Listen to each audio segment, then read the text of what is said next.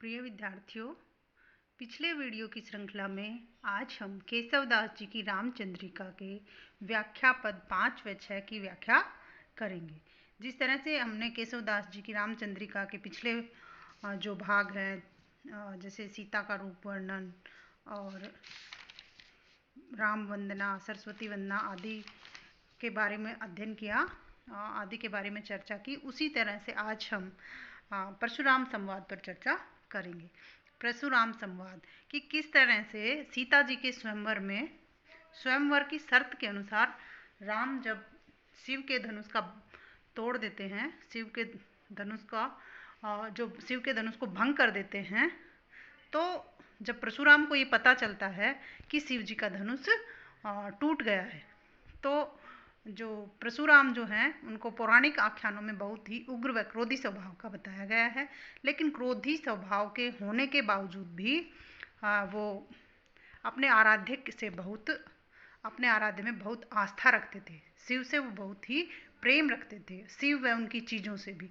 तो जब उनको पता चलता है कि शिव जी का धनुष राम के द्वारा तोड़ दिया गया है, तो वो बहुत ही क्रोधित होते हैं और राम से किस तरह से संवाद करते हैं, तो उन सब का जो सुंदर चित्रण इनमें बन पड़ा है। और इसी तरह से राम परशुराम संवाद तुलसीदास जी की रामचरितमानस में भी बहुत प्रसिद्ध है। जो परशुराम संवाद है वो केशवदास जी की रामचंद्रिका के साथ साथ तुलसीदास जी की रामचरितमानस का भी बहुत ही प्रसिद्ध संवाद है। तो चलो आज हम इसी पर चर्चा करते हैं। पहले हम इसको पढ़ेंगे और फिर इसकी व्याख्या को समझेंगे। और ये जो परशुराम संवाद है ये मदिरा छंद में, मदिरा छंद जो है वो सवैया जो छंद है उसी का भाग है। सवैया एक छंद है जो वर्णिक छंद है और मदिरा उसी का एक भाग है। तो मदिरा संवाद में क्या होता है कि इसमें 7 भगण और एक गुरु होता है। और भगण को किस तरह से समझोगे कि वर्णिक जो छंद होते हैं उनको समझने के लिए एक सूत्र होता है, यह माता राज भान सलगा, जिसके 3-3 वर्णों को एक साथ जोड़कर और इस तरह से इसमें वर्णिक छंदों में उसमें यगण भगण और ये सब समझे जाते हैं। तो इसमें जो ये मदिरा छंद है इसमें 7 भगण और एक गुरु, इस तरह से कुल मिलाकर 22 वर्ण होते हैं। और इसमें भगण को समझने के लिए भा न स यानी पहले गुरु और फिर लघु लघु, तो गुरु री लघु और श लघु, इस तरह से भानस बना। और तो इसमें 7 तो भगण और एक लास्ट में गुरु री। इसमें आप देख सकते हैं किस तरह से सभी में बरी करी कहो गहो इन सब में अंत में जो है वो गुरु की मात्रा है। तो इस तरह से इस मदिरा छंद में 7 भगण और एक गुरु होता है। तो अब हम इसको पढ़ते हैं कि किस तरह से परशुराम जी कहते हैं कि तोरी सरासन शंकर को शुभ सीय सोमवर मांझ बरी, ताते बड़ियो अभिमान महा मन मेरियो नेक न शंका करी। अब राम क्या जवाब देते हैं, सो अपराध पर्यो हमसो अब कहो सुधेरे तुम हो दो कहो, कि सो अपराध पर्यो हमसो अब कहो सुधेरे तुम हो दो कहो। अब परशुराम जी वापस क्या जवाब देते हैं कि बाहु दे दोहु कुठारहि केशव अपने धाम को पंथ कहो। इस तरह से राम और परशुराम में संवाद चलता रहता है। फिर आगे किस तरह से राम जो हैं वो परशुराम जी को जवाब देते हैं, और वो जवाब देते हैं कुंडलिया छंद में। कि किस तरह से ये जो कुंडलिया छंद है, इसको कुंडलिया क्यों कहते हैं, क्योंकि ये जो छंद है ये बिल्कुल ऐसे है जैसे सांप कुंडली मारकर बैठता है, कि जैसे सांप ने कुंडली मारकर और अपनी पूंछ को मोड़कर अपने मुंह में देख दिया, इसीलिए इसका नाम जो है कुंडलिया पड़ा। और इसमें क्या होता है कि इसमें जो पहली जो 2 पद होते हैं ये दोहा, और अंतिम जो 4 हैं वो रोला के होते हैं। या आप इसको इस तरह से भी समझ सकते हैं कि ये दोहा और रोला से मिलकर बनता है। इसमें दोहा के जो अंत के जो शब्द हैं वो रोला के शुरू के बनते हैं, जैसे कि हम पर कीजत रोष, ये जो दोहा की अंतिम पंक्ति है वो रोला की शुरुआत की पंक्ति बनती है। हम पर कीजत रोस, हम पर कीजत रोस। और इसी तरह से क्या होता है कि जो रोला का जो अंतिम जो अक्षर है वो दोहा का प्रथम अक्षर होता है, जैसे टूटई और लास्ट में भी टूटई। तो इस तरह से ये जो कुंडलिया जो छंद है दोहा और रोला के मेल से बनता है। और इसी तरह से हिंदी साहित्य में गिरधर कविराज जी के भी जो हैं कुंडलियाँ सर्वाधिक प्रसिद्ध हैं। दौलत पाय न कीजिए सपने में अभिमान, चंचल जल दिन चार के ठाऊ न रहत निदान, ठाऊ न रहत निदान जियत जग में जस लीजे, मीठे वचन सुनाए विनय सब ही की कीजे, कह गिरधर कविराय अरे यह सब घट तोलट, और पाहुन निस दिन चार रहत सभी के दौलत। तो किस तरह से वो दौलत पर अभिमान नहीं करने से संबंधित जो है वो नीति का की जो ये कुंडलिया है, किस तरह से कुंडलिया छंद में और वो लोगों को नीतिगत उपदेश देते हैं। तो उसी तरह से इसमें राम जो हैं जब परशुराम जी की बातें सुनते हैं तो थोड़े क्रोधित हो जाते हैं, और किस तरह क्रोध में, और वो उनको जवाब देते हैं कि टूटे टूटन हार तरु वायु दोजत दोष, त्यों अब हर के धनुष को हम पर कीजत रोष, हम पर कीजत रोष। अब देखिए यहाँ दोहा खत्म होता है हम पर कीजत रोष और आगे रोला शुरू होता है। अब रोला में हम पर कीजत रोष, जो कुंडलिया की पहचान है वो ये है कि दोहा के अंतिम जो पंक्ति है वो रोला की प्रथम पंक्ति बनती है। तो हम पर कीजत रोष, काल गति जानी न जाई, होनहार हव रहे, होनहार हव रहे मिटे मेटी न मिटाई, होनहार है रहे मोहम्मद सबको छूटे, होई तिनका वज्र, वज्र तिनका है टूटे। किस तरह से राम जी उनको जवाब देते हैं। अब हम इसकी शुरू से व्याख्या करते हैं कि किस तरह से परशुराम जी वहाँ पहुँचते हैं और किस तरह से उनका संवाद होता है। परशुराम जी क्या कहते हैं कि तोरी सरासन शंकर को, तोरी तोड़ दिया, सरासन धनुष, शंकर शंकर भगवान को, शुभ शुभ शीय सीता के, स्वयंवर स्वयंवर में, मांझ यानी बीच में, बरी वर्ण करने पर, कि आपने सीता जी का वर्ण करने के लिए और शंकर के धनुष को तोड़ दिया।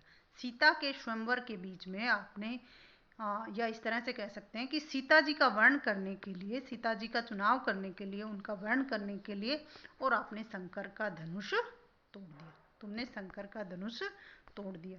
या इस तरह से भी इसको समझ सकते हैं कि तोरी सरासन शंकर को शुभ सीए स्वयंवर मांझ भरी, कि सीता जी का जो शुभ स्वयंवर हो रहा था, इस शुभ स्वयंवर में सीता जी को आपने वर्ण कर लिया या आप सीता जी से विवाह कर लिया, इसलिए आपने शिव जी का धनुष तोड़ दिया। और क्यों तोड़ दिया अब आगे देखो, ताते बड़ो अभिमान महामन में रही नेकौन शंका धरी, ताते उससे कि इस स्वयंवर में तुमने सीता का वर्ण कर लिया है ना, इससे तुम्हारा अभिमान बढ़ गया, ताते बड़ो अभिमान, उससे तुम्हारा जो है घमंड वो बढ़ गया, महा अधिक, कि उससे तुम्हारा जो घमंड है वो और अधिक बढ़ गया, मन मन में मेरियो मेरा भी नेक, जरा सा भी न नहीं शंका करी, और तुम्हारे मन में मुझे देखकर भी जरा सी भी शंका नहीं हुई कि मैं कितना बड़ा जो है शिव का भक्त हूँ, और मेरे होते हुए भी, और तुमने किस तरह से शिव जी के धनुष को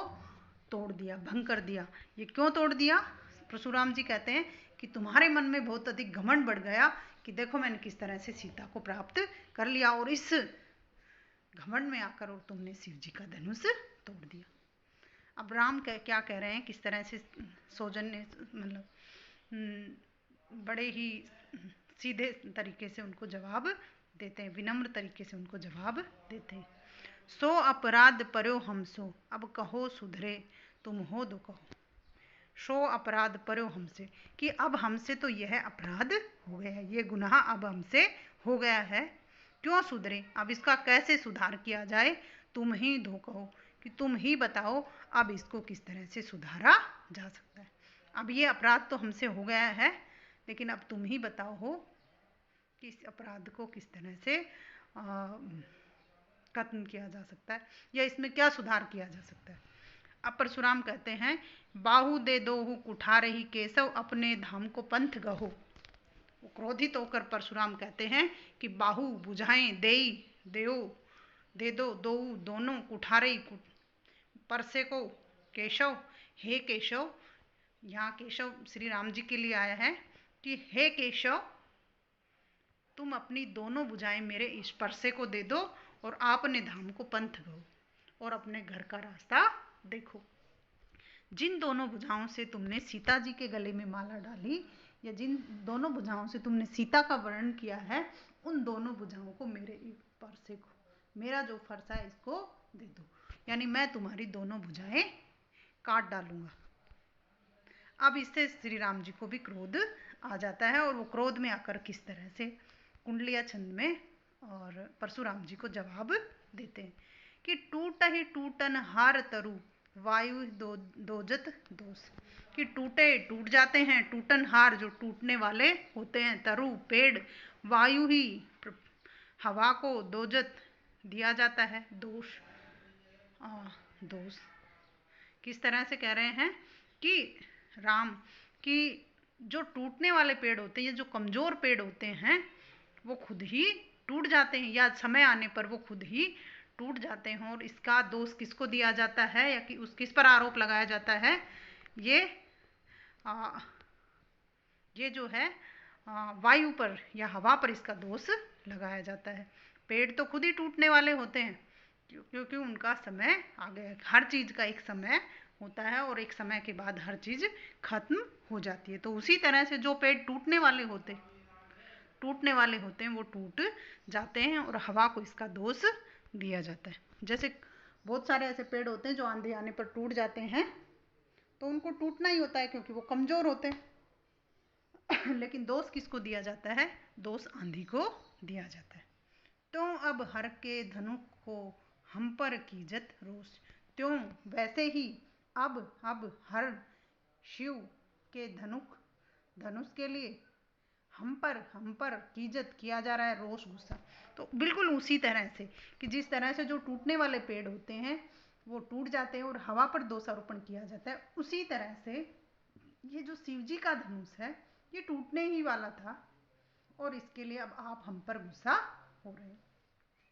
हम पर कीजत रोष काल गति जानी न जाई, आप हम पर क्या कह रहे हैं राम जी, हम पर कीजत रोष, कि हम पर तो गुस्सा, हमारे ऊपर आप गुस्सा कर रहे हैं। काल गति जो समय की गति है, जानी न कोई, उसको कोई नहीं जान सकता है, क्योंकि जब जो होना होता है वो तब होके ही रहता है। जो काल की गति है, जो समय की गति है, वो हर चीज़ को एक ना एक समय पर खत्म कर देती है। तो उसी तरह से शिव जी के धनुष का जो है वो भी समय अब आ गया था। होनहार हव रहे मिटे मेटी न मिटाई। अब आगे क्या कह रहे हैं राम जी कि होनहार हव रहे, होनहार जो है हवे, होनहार कहते हैं होनी को, ऐसा कहते हैं ना, होनी जो बलवान होती है और होनी कभी भी अपने ऊपर नहीं लेती। होनी का अर्थ जो होना है, समय की गति के अनुसार जो कुछ होना है उसको होनी कहते हैं। तो होनहार जो होना है, हवे यानी होकर रहे, मिटे मेटी न मिटायो, कि जो कुछ होना होता है वो होकर ही रहता है, मिटे मेटी न मिटायो, और मिटाने पर भी मिटाया नहीं जा सकता है। या कोई भी व्यक्ति जिसका समय आ गया, मतलब राम जी कहते हैं कि किसी भी चीज़ का जब समय आ जाता है या काल की गति के अनुसार उसका समय पूरा हो जाता है तो उसको कोई भी बचा नहीं सकता। जो होनी होती है वो होकर ही रहती है, उसको कोई भी उस होनी को टाल नहीं सकता है। होनहार हव रहे मोहम्मद सबको छूटे, और किस तरह से राम जी कह रहे हैं कि होनहार हव रहे, कि जो होना होता है वो होकर ही रहता है और उससे सबके मोह मद, सब जो इस संसार से जो मोह माया है वो सब एक दिन सबकी छूट जाती है।